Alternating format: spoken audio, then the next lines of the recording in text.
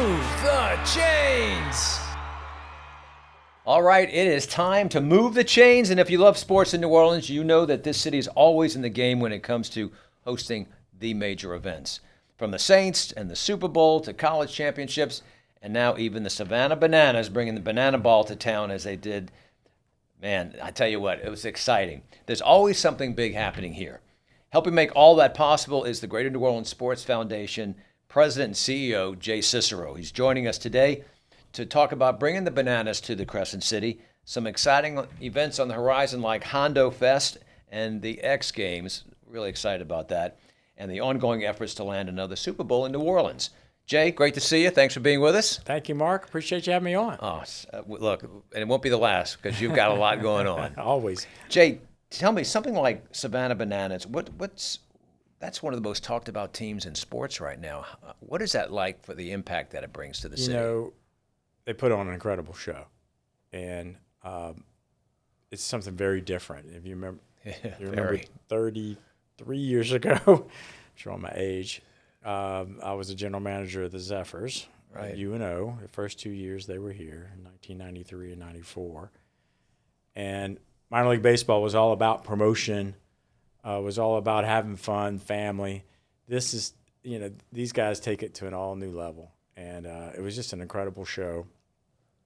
And what they did in the Superdome was so much further along than we were 35 years ago, or minor league baseball was 35 years ago. I mean, it's not your grandfather's baseball, is it? We had the famous chicken, and he was fantastic. He used to sell out stadiums all over the country. Dynamite Lady who would blow herself up at second base.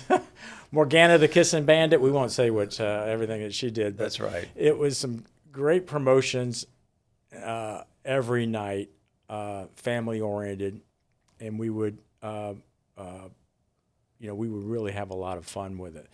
But the Savannah Bananas have taken it to an all new level, shortening the game to 2 hours, making it all about the fans, right. all about the entertainment.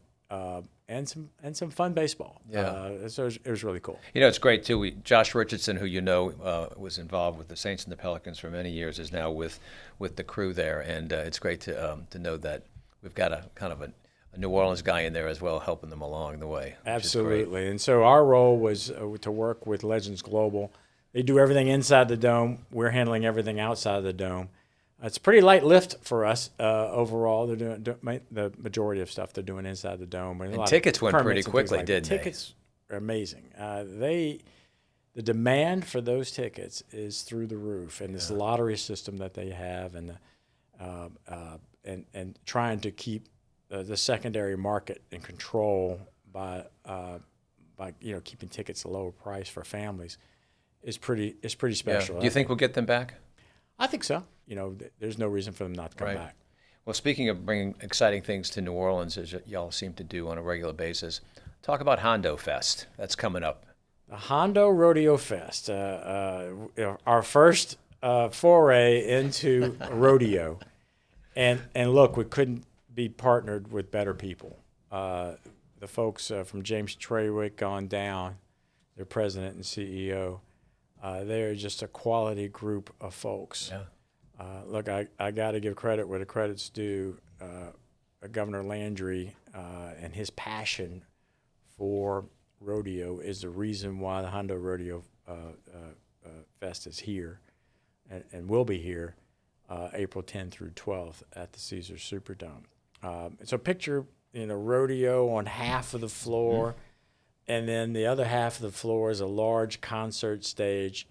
They've got an incredible amount of music, and it's the best of the best as far as rodeo athletes are concerned. I've learned a lot about rodeo in the last several months, but these folks are really trying to do it the right way. Yeah. It's really going to be a fun event. Yeah, again, it's family-oriented as well, and what we like about it, and I'll speak from the New Orleans and Company standpoint as I know as a board member of the Greater New Orleans Sports Foundation, it's going to be a regional pull, and maybe even more than that. I mean, people who follow rodeo, and particularly these elite performances, they'll come from all over we're counting on And that. it's indoors. It's which indoors. is even, you're not dealing with a weather issue. And right. you've got music and all sorts of other Yeah, great things big, involved. big name concerts every night, and tickets start as low as $45, and that includes the concerts. It's and so it's fantastic. again, if you picture again that floor, one side is rodeo, they're going to have a row of floor suites across the like let's say the 50-yard line. So you'll sit there and look out one side of your suite and see the rodeo and turn directly around and be front Great row for the experience. concert. Pretty good. And Caesars Superdome always provides a great experience for whatever you're watching there. So Absolutely. it'd be fantastic. Absolutely. And we hope to have them back in the future, too. I think there's a very good chance of that. Speaking of exciting events, the X Games, you recently announced that with a crew. And tell us about the X Games and what we can expect this summer. We actually started working on this 8 or 9 years ago. Wow. Believe it or not. When Sam Joffrey, who works for New Orleans and Company, worked for us back for 25 years, he was with us. We put together a proposal along with New Orleans and Company. I'm not sure it was New Orleans and Company at the time. Probably the CVB. Probably the CVB to attract that event. We were in the midst of getting all the commitments. Then X Games was owned by ESPN. They went through a transition of a couple of owners. Right. The Dome had plans of going through a major renovation, which they completed last year or 2 years ago in preparation for Super Bowl. And so to be able to get them back 8 years later in a different format, this is a team format, which is way different than what you've seen on television. These individual athletes will participate as individuals as well as being on team. But the team formats are going to make it very interesting. I think it's over 20 hours of live broadcast on ABC and ESPN. And this has really got a worldwide audience. It does, and it's a level of visitor that we've never really attracted through a sporting event. And my 30-something years in being with the Sports Foundation. And so it's kind of like Hondo. Hondo's a different audience. X Games is a different audience, skews a lot younger, action sports oriented. The athletes that we had here, man, they were fantastic. And this is a 13-year-old young lady who is a champion skateboarder. Yeah. All she wanted to do was go through the ramps of the Superdome, and she did for a little bit. I don't think the Dome folks like that very much, liability-wise, but she just all she wants to do. And is she's skate. got a great following, and so She does. you're developing an audience too that's being exposed to New Orleans as a destination. Right. And speaking of that, we have become known as a great host city for major sporting events. Why is that, Jay? What has caused that to happen? I think a lot of it has to do with our infrastructure, not just our physical infrastructure, but when you talk about the relationship between the Sports Foundation, where we serve as the leaders of a host committee or a local organizing committee or an event. You're like the convener. We're the convener. Yeah. Everything kind of goes through us.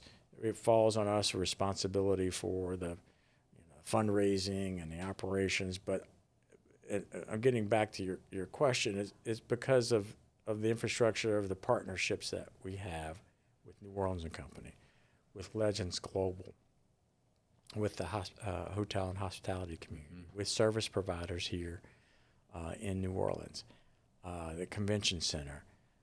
When I say it's true partners, they understand the mission that we're trying to accomplish. There's flexibility associated with that.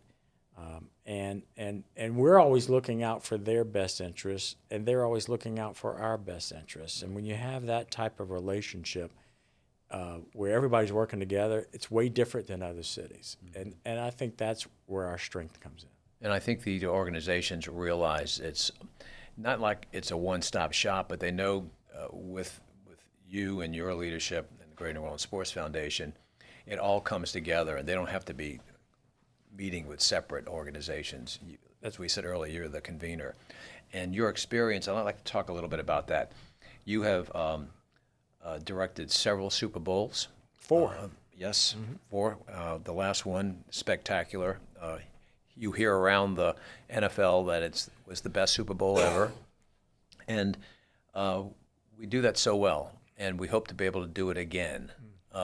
What are the prospects of that? And I know there's probably a lot of conversations that go on behind the scenes that I will not be privy to, but what can you say about the activity around that process? Well, let me start off by saying it was a huge team effort. Yes. Okay. Everybody had a role, and everybody had a major role. I mean, it took that type of citywide and statewide effort to make it what it was, and we were happy to play a major role in leading that. But without the support of New Orleans and Company, the state of Louisiana, the convention center, thousands of volunteers, City Hall, they actually did a really good job over Super Bowl. Yeah. The state of Louisiana and their Louisiana economic development with the Opportunity Pavilion, Louisiana Opportunity Pavilion that they had next to the Between the convention governor and Secretary Bourgeois, the work that they did to attract major corporations here to take a look at Louisiana during that period. The governor and he's an excitable guy as it is. He was so excited over Super Bowl to have this type of platform. Right. And Susan Bourgeois, like you said, in Louisiana Economic Development, they knocked it out of the park. But, the prospects for the next one, Mrs. Benson and the governor, speaking of the governor, flew up to meet with Commissioner Goodell to talk about, being invited to bid. Apparently that was a very successful meeting. The NFL has not awarded 29 and 30 yet, and we're looking at 2031 and have been for a while. It's no secret. And hopefully we'll be next in line to be invited. So Invited to bid. Invited to bid. You have to invite to bid, and then you go through a long process. Right. So we haven't received bid specs or anything like that. You're used to that process, We're aren't you? used to it. We have probably bid on 6 Super Bowls, I believe, maybe 7, 6 Super Bowls. We've lost a couple in there. But, that process is long and arduous and takes a lot of commitments, financial commitments as well as operational commitments that if we're awarded it, if we win, if we're bidding against another city, we don't even know if we're bidding against another city. Nothing's guaranteed at this point. If we get to that point, then we'll put the show on again, and hopefully it'll be even better than 2025. Right. How exciting is this moment in sports in New Orleans? Have you ever seen something so coming together as it's coming together now? It's always been somewhat exciting, but now the diversity of what we are working on and the amount of events that that not only the Sports Foundation but other organizations, we certainly couldn't manage every sporting event that's out there. Yeah. But hopefully we've been able to influence or inspire organizations to bring other events to New Orleans and bring events, whether or not it's a soccer event that's associated with the soccer clubs here, a pickleball event or tennis events or whatever it might be, to grow the pie for New Orleans to attract more events or to host more events, sporting events is really part of the secondary effort of organizations like Sports Foundation and New Orleans and Company. We all rising tides, and that's what we really want to strive for. Events coming and going, but we're getting back into, I understand, the marathon business. You just made a major announcement. What is it? It's called Every Women's Marathon, and we partnered with a great group, Melaine McCormick, who used to be here. She's actually from New Orleans. Who used to run the Rock and Roll Marathon when it was here in New Orleans. She managed it for them. And she has started this event that has run 1 year in Savannah, Georgia, 2 years in Phoenix. And this will be the first year, and it's actually be in February 28th of 2027. Great. 95% of the participants are from out of state. 97% are women, although it's not just for women. So far, that's within the sign up. So it's the largest amount in their history to sign up this quickly. And so it shows the brand of New Orleans really pushes a lot of marketing. And so we're very excited to have them come here. And again, if they come, it's just like Hondo Rodeo. If they do very well, then hopefully they'll come back for 2028. That's amazing. And running through 300 years of history has got to be an interesting prospect. It will be. It will be. And so it sounds like we'll have over 10,000 people running. I think they're going to cap it at 10 to 12. So okay, that'll be an amazing. I think they could do more. I think amazing day in New Orleans. In rock and roll, I think at one year we had 20,000 runners in it, but that wasn't the full marathon. Yeah. This right now is only going to be a full marathon. When marathoners come, skews a little bit, higher level of income, family oriented, and people travel with them. Right. Especially if it's a female runner. The family going to come cheer. Yeah, and what's good about this is that they're not just coming for the day of the race. They're going to be staying a few days before and probably recuperating a few days after, which is what we're hoping. We think I know New Orleans and Company is hoping for that. The hotel rooms are trending very well so far. That's terrific. What else is ahead of us? What do we see that you can speak about? We're working very closely with our good friends at the Sugar Bowl on the College Football National Championship game here in 2028.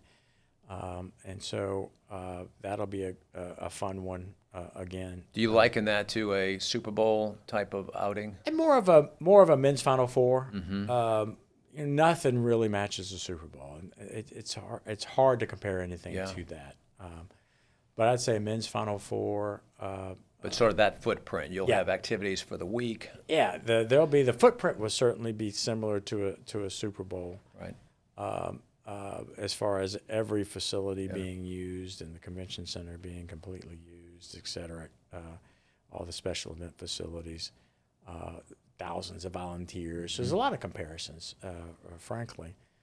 The size of it and the spending associated with it is not near what Super Bowl is, but again, nothing. Yeah, college football is its own unique. Yeah, it is, and that's brand. and it's like, and you say men's Final Four because it's about the fans of the teams that are here, and it makes it a very different event than a Super Bowl. Super Bowl is very corporate. There are some fans of the two teams here for Super Bowls, but it's mainly about a corporate traveler who goes every year or is a guest of one of the sponsors. For college football championship game, men's Final Four, it's the majority of people here are fans of the teams, and that makes it very special. In some ways, I like it even better than a Super Bowl because it is so much more exciting. Yeah, and then the work that you've done with the New Orleans Bowl, speak to that. That is many years. We will be in our 26th year this December, if you can believe that. Congratulations! Thank you. It is something that the only event really on our calendar that is every year, and has been now again for 26 years this year. And so it's something really that we have control over. Whereas the other events that we work on, it's somebody else that owns it. Or you're bidding for it. Or you're bidding competing for it. And we're at their beck and call. And if we wanted to have 3,000 youth kids come to their event, we may not be able to do that. Right. But for New Orleans Bowl, we're able to do almost anything that we want to. And it hits New Orleans' calendar at a really great time, right before the holidays, the Christmas holidays, and the city, needs the business at that point in time. So absolutely, again, your economic impact mission gets achieved very well with that organization. Right, and look, efforts. Similar to the reason why the Sugar Bowl was created is to create tourism during the holiday time period. Now, you can't compare New Orleans Bowl to the Sugar Bowl. I mean, we never have. Sugar Bowl is an icon of bowl games in the United States. But playing its role as we've got a great regional bowl event. But other events that we're looking at in the future, we're going to be looking at the men's and women's Final Four here, starting in August. for 2032 through 36. That bidding is that far out. It is for that far out. And I'm sure the competition is that great. And there are a lot more new dome stadiums coming into play in the next several years that are going to be major competition for New Orleans, for the men's Final Four, for Super Bowls and WrestleManias and other events that are out there that travel around the country each year. It's something that we're going to have to keep our eyes on and really push New Orleans for what New Orleans really is. It's the most incredible place in the world to host an event. Again, the consistency will never change as it relates to us being a walkable city. Like you said, the infrastructure, we have it in place. That's not going anywhere. No. It'll always be that way, and I think it'll continue putting us in a position as a Crescent City that is built to host. Right. And with your leadership and your team's leadership, we deeply appreciate that. So keep it up, and look forward to having you back to talk more updates on some other great events coming down the pike. Ladies and gentlemen, Jay Cicero, President and CEO of the Greater New Orleans Sports Foundation. Thank you for coming in. Thank you, Mark. We've got exciting times ahead. Absolutely. Hey, y'all, go ahead and hit that subscribe button on our YouTube channel and turn on your notifications. Please follow us. We've got new shows each and every week. And a very, very special thanks to all of our sponsors who are making this possible. Have a great day, and we'll see you next week.